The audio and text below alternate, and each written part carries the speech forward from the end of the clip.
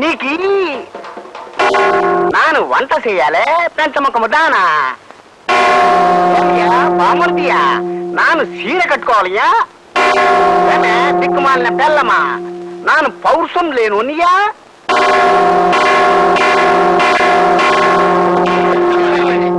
నమస్కారం, రండి కూర్చోండి.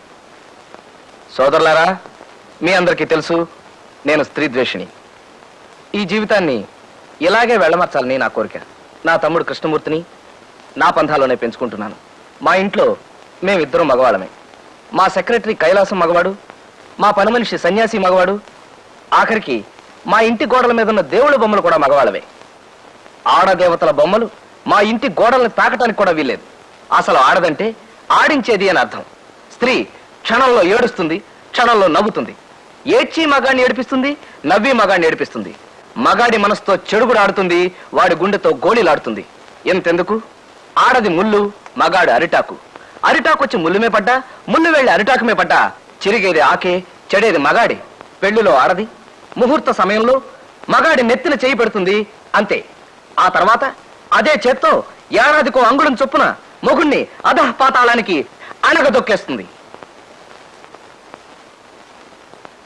ఇక్కడ చప్పట్లు కొట్టుకోవచ్చే.